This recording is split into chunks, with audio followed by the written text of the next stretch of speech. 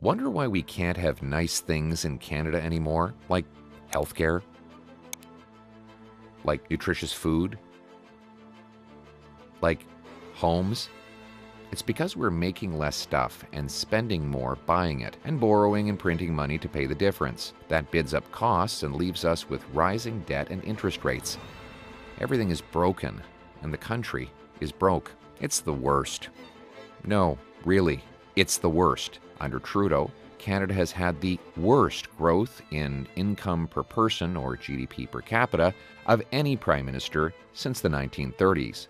Canada's housing inflation has been the worst in the G7 since he took office, and doubled rent and mortgage costs. The OECD has calculated Canada's economic growth will be the worst of nearly 40 advanced countries this decade, and, you guessed it, the worst for the next 3 decades, meaning if you are a young person today, your wages and living standards will fall further and further behind youth in other advanced countries. Canada has had the worst growth in real income per person in the G7 since 2015, down 2%, while our closest neighbor is up 8%.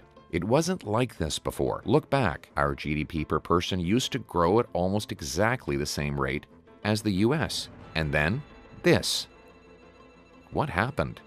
He happened. Even liberal economists like Trevor Tombe are noticing. Quote, Ontario, for example, has a per-person level of economic output that is similar to Alabama. The Maritimes are below Mississippi, and Quebec and Manitoba lag behind West Virginia. Only Alberta exceeds the U.S. average of $76,000. No wonder Alberta has cut taxes and red tape and embraced free enterprise. In fact, the economy of one U.S. state, Texas, is now bigger than the economies of all Canada's provinces and territories combined. That's right, with 10 million fewer people, Texas has a bigger economy than all of Canada. Incidentally, Canadian companies have been leaving us for the Lone Star State. It's not because we're not working as hard.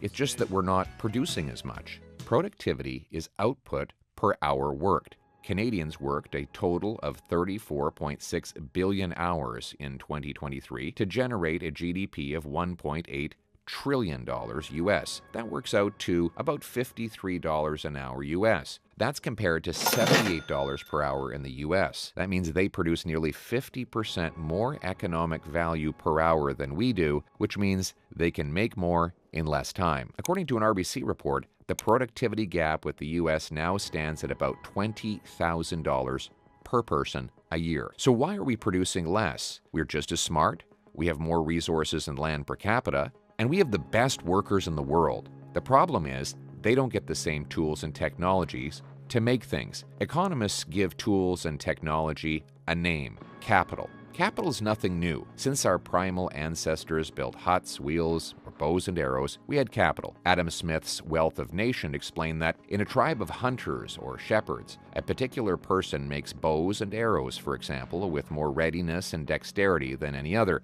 He frequently exchanges them for cattle or for venison, and gets more cattle and venison than if he himself went to the field to catch them. The hunter is the laborer. The bow and arrow is capital, like the carpenter, the hammer, the painter, the brush, the pianist, the piano, the fisherman, the boat. Ugly socialist ideologies like fascism and communism try to turn labor against capital, worker against business owner. But labor and capital need each other. Often the laborer owns the capital, like the fisherman who owns his boat. If there were no profit in buying a fishing boat, no one would do it. The fisherman would not leave the shores, and you'd have no fish on your plate. Or burgers. If you like burgers, then you'll like this machine back here. This is capital. We wonder what capital is. Capital is advanced machinery like this. Tell me what this machine does and why somebody who likes cheeseburgers should care about it. So this is a column dumper. All the ingredients that you need to make your hamburger are going to go into the buggy. The buggy's going to rise up. It's going to dump into a mixer. That mixer is going to mix all the ingredients for your juicy hamburger. It will go into a former, and then it will go into a freezer, and then it will go onto our conveyor system. Look over at that conveyor system right over there. That's also capital, right? It's also capital, and it will go into a packaging packaging machine, into a box, into a truck, into the grocery store. So that people can have a nutritious, delicious, protein-packed hamburger brought to them at the lowest possible price with the highest possible health, safety, and nutritional value. And your workers, of whom I think you have about 300, yes, can have big, powerful paychecks, right? Absolutely. But to do that, they need machines which economists call capital. Capital is also called investment. When you divide the amount of business investment by the number of workers in the country, you see that in 2023, Canadian workers got 58 cents of investment for every dollar a U.S. worker got, and only 65 cents for every dollar workers in the OECD got. So who do you think is going to make more cheeseburgers? Their farm workers get more tractors. Their food packaging workers get higher-powered machines to move and pack it. Their truckers get newer and more efficient trucks to ship the food. So their workers make more money making more food more affordably. The same is true for homes or computer chips or auto parts or anything else we make. So if our investment is leaving, where's it going? There will be a giant sucking sound going south. There will be a giant sucking sound going south. Today, that sucking sound is Canada's money, machines, businesses, and paychecks heading south. These bars show the net inflow or outflow of investment between Canada and the U.S. this century. When the bars are above the line, it means more investment is moving from them to us than from us to them. Below the lines means we are losing money. From the year 2001 until 2014, 14 straight years, Canada won the investment tug-of-war. We were beating the Americans. Then, in 2015, something happened, and the money started flowing in the opposite direction. Every year on record since 2016, 17, 18, 19, 20, 21, and 22, the Americans took more investment from us than we got from them, now totaling $460 billion, or $11,500 more per person leaving Canada for the U.S. than we got back. Our money building factories, mines, machines, technology companies that pay American wages. What happened? He happened. It was only 9 years ago, the very liberal New York Times found that Canada's middle class was richer than America's. 9 years of growing taxes, housing costs, bureaucratic gatekeeping that block major projects have driven money, business, and high-skilled workers away. Even the CBC admitted the number of Canadians leaving to the U.S. has hit a 10-year high, with 126,340 people leaving in 2022, up 70% from a decade before. People leaving cited Canada's housing, after Trudeau doubled the cost, access to doctors, after Trudeau tax hikes pushed physicians to leave, and high taxes and crime, driven by liberal spending and catch-and-release laws. And it's about to get a lot worse. Running out of money and worried about a debt downgrade from rating agencies, Finance Minister Freeland has announced a job-killing tax on healthcare, home building, small business, and farmers. Taxing farmers drives up food costs. Taxing doctors makes it harder to find one. Taxing home builders means fewer homes. And taxing small businesses means fewer paychecks.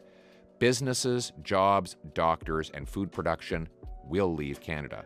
A capital gain is the difference between what an investor paid to buy and later what he got to sell his investment.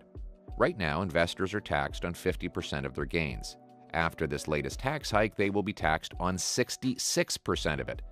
This despite the fact that capital gains are already taxed multiple times. First, capital gains come from businesses reinvesting their earnings to grow. Government already taxes those earnings once. Then, much of the gain on an investment is eaten up by inflation. If you buy a company for $100 and sell it for $110, but inflation has totaled 5%, your real gain is $5, but you're taxed on the full $10 gain. To summarize, given that capital gains are already double taxed and partly inflated away, adding new taxes is unfair. With this tax hike, Canada's capital gains tax will be one of the highest in the advanced world, so businesses, jobs, and money will pour out of our country at an even faster rate. There is good news for some and bad news for others. The good news is that if you are extremely wealthy, you'll get around this tax hike. For example, Justin Trudeau kept his family fortune, which he inherited from his grandfather, in a tax-sheltered trust fund to avoid taxes. I no longer have dealings with the way our family fortune is managed. And Freeland gave billionaires an escape hatch. She waited 2 months after she announced the tax hike before it took effect, giving billionaires plenty of time to sell their holdings without paying the higher rate and move their money to lower-taxed foreign countries where it will build businesses, factories, mines, railroads, and other job-creating investments over there. We know that this is already happening because the government's own estimates demonstrate it. Look closely at the budget projections for the tax change.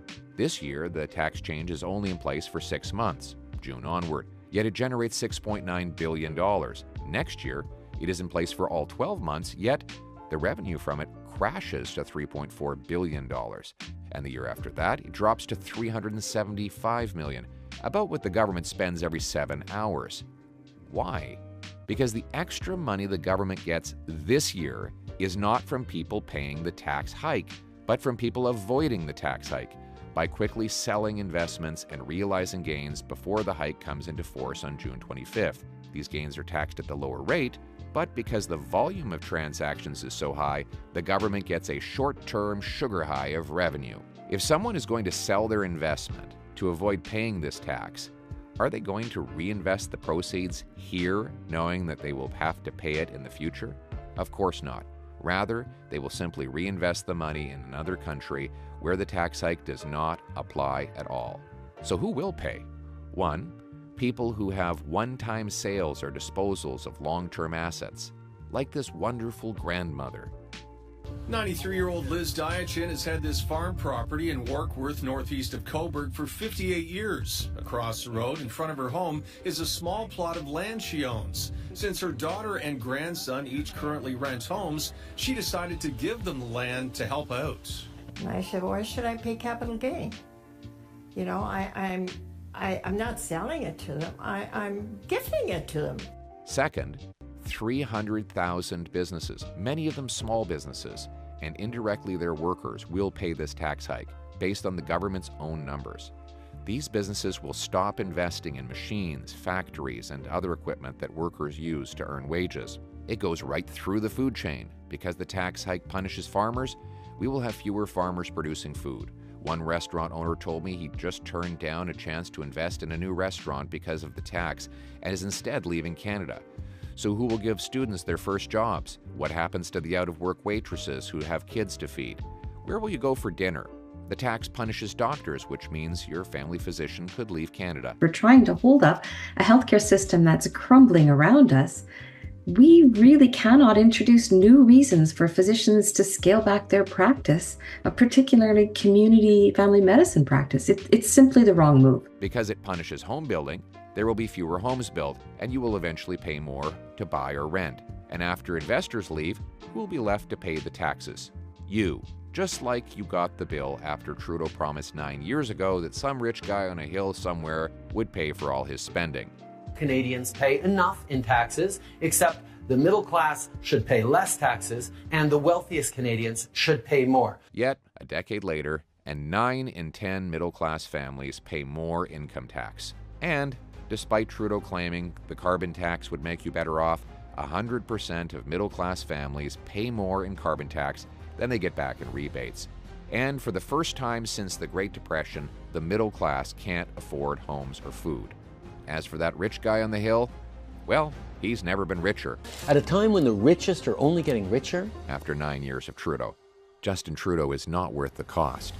To fix what he broke, we need to overhaul the system to make taxes low, simple, and fair. That's why within 60 days of becoming Prime Minister, I will name a tax reform task force of entrepreneurs, investors, farmers, and workers, but no lobbyists, to design a bring-it-home tax cut that will, 1, bring home production and paychecks with lower taxes on work, hiring, and making stuff.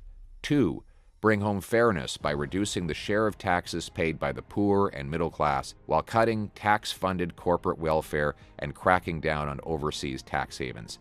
3, bring home 20% less paperwork by simplifying tax rules. Lower, simpler, fairer. We will unlock the potential of our strivers, inventors, builders, entrepreneurs, and workers to restore Canada's promise. Those who go sleepless nights mortgaging their homes, wondering how they'll pay employees, will have their eventual success rewarded and not vilified. Instead of turning workers against business owners, we'll turn workers into business owners. We'll axe the tax, build the homes, fix the budget, and stop the crime. We will be a country where hard work earns powerful paychecks and pensions that buy affordable food, gas, and homes in safe neighborhoods. Now, let's bring it home.